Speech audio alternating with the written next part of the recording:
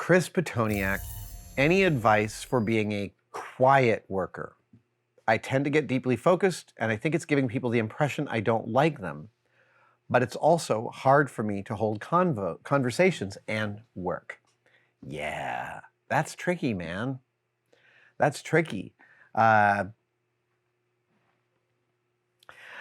I think it's great that you're taking a look at this. So you're concentrating on your work, you're really dialed into it, and there's maybe more of a social scene at work. So there's conversations happening, but not with you. You're like dialing into the work, and you think it's maybe making other people think you're slightly separated, or that you have opinions or judgments that you don't.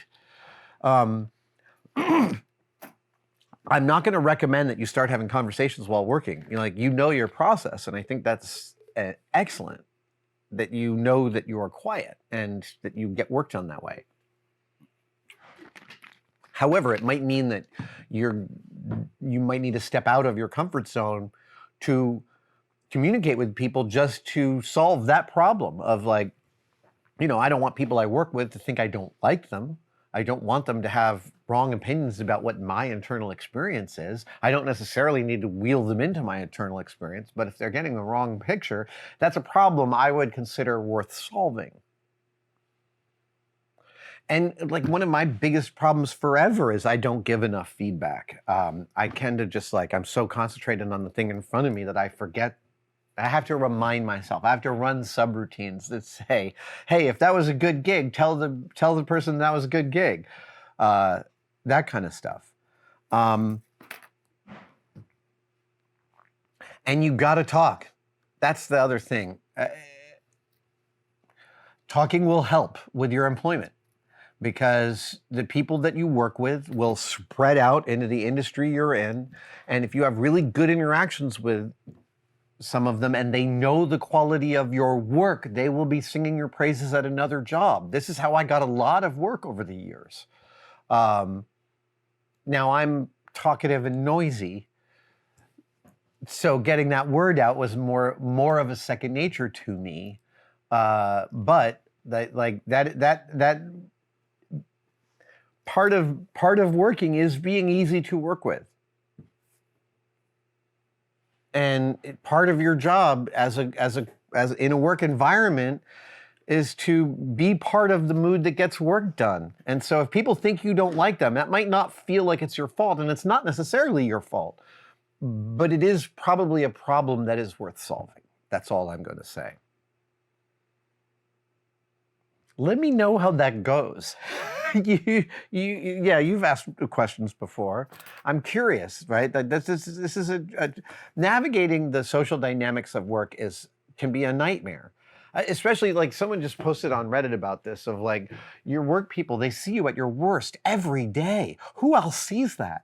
They know things about you that no one else knows because they spend more time with you. There's a way in which Jamie Heineman and I know each other at a level that no one ever will. And I'm sure it's the same with the other team.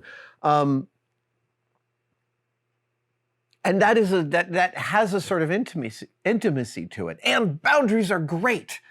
I don't want to go to, I don't want to necessarily go to the work event. I really get turning work off at the end of the day. I'm a believer in that. And all that being said, I have found one of the most consistent pieces of advice I can give about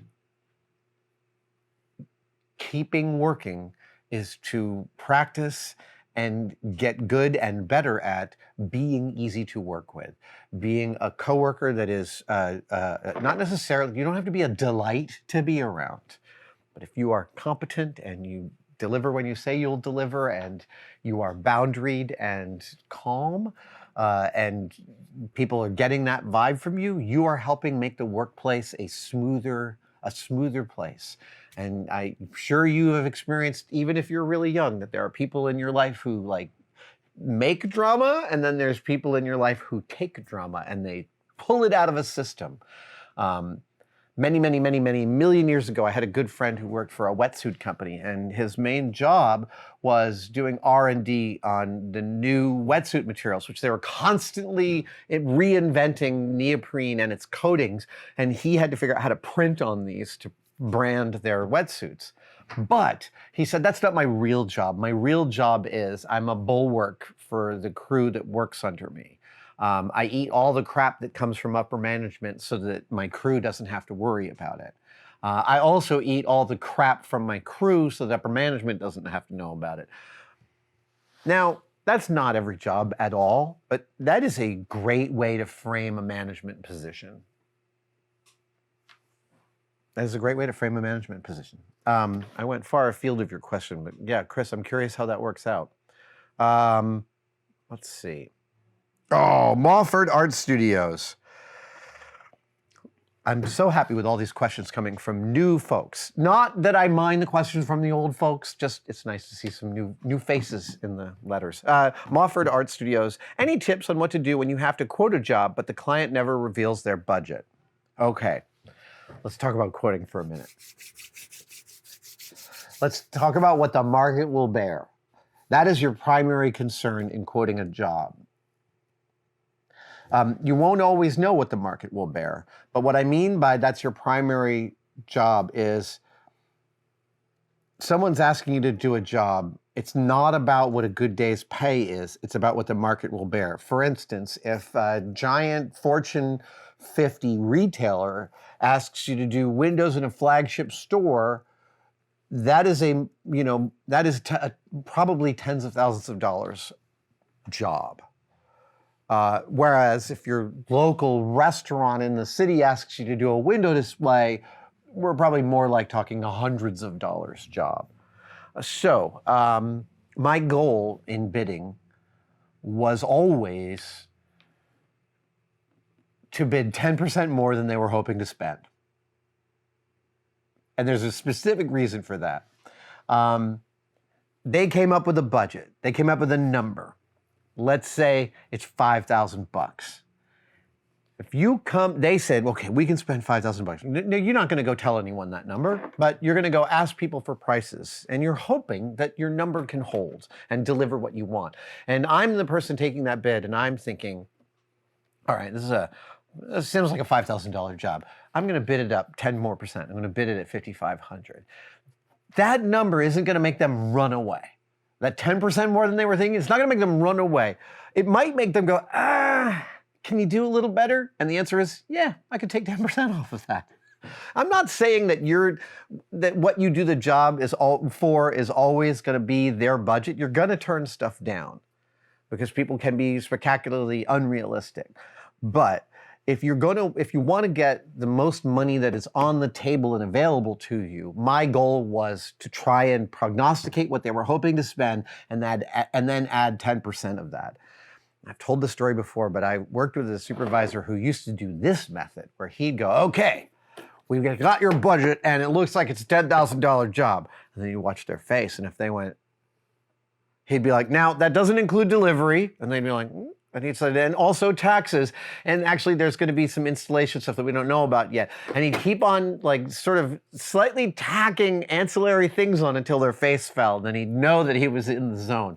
I do not have that kind of negotiating wherewithal. I'm not a born negotiator.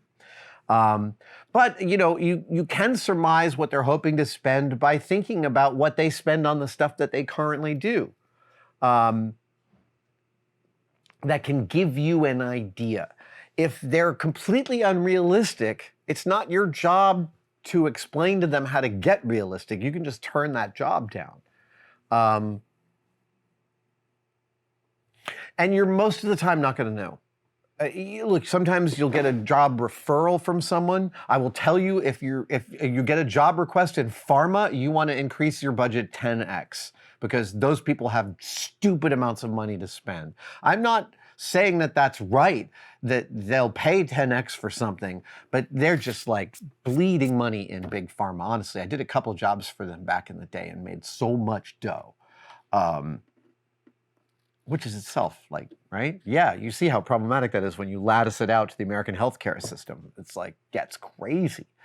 Most of the time you're never going to know. You can ask friends who've worked for that company. You can ask other folks who have done vendor jobs, or hopefully your network is big enough that someone might have worked for that company and can give you an idea about what their budget spend might be. One time I actually learned exactly what the budget was after they turned me down. It was a job for a museum replicating a piece of maritime history. And this is a small museum. I bid $900 and they turned me down. And I found out later that there was a guy on the team at the museum who wanted to build the thing, and he built it for $800. Well, as far as I'm concerned, even though I lost that job, I bid it exactly right. They were prepared to spend $800 and I bid just about 10% over that. I mean, I wish they had asked me to just, could you take off $100? Because I would have said yes. But I also took note, wow, I got that bid exactly right. So that's another way you can sort of check your work, is occasionally you'll find out. And what I mean by the market will bear versus a great day's pay is, and I gave some examples of like a Fortune 50 company and their window display. By the same token, I was asked in the last few years to do a job for a Fortune 10 company, like a giant company, and to do it for half price. And I think it was even, I kind of don't care what the money is. I'm not going to do that job for this like ridiculously low price. Even though it's still a reasonable amount of money to be paid for a day, this is appalling that this company wants me to somehow take some of the loss while they're just like rolling wheelbarrows of money over to the bank.